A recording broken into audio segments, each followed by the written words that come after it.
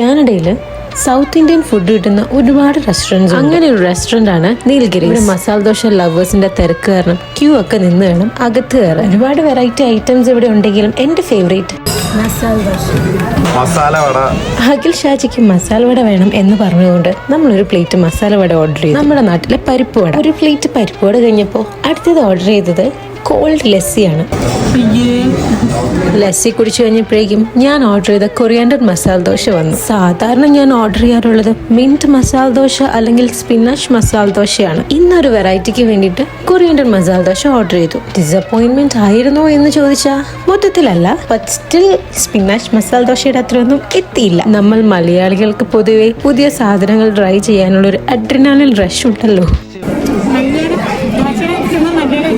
ഇങ്ങനല്ല മസാല ദോശ തിന്നുന്നത് എനിക്ക് നന്നായി അറിയാം. പക്ഷെ ചില സമയത്ത് ഫുഡ് കണ്ടു കഴിഞ്ഞാൽ ഞാൻ പരിസരം മറക്കും.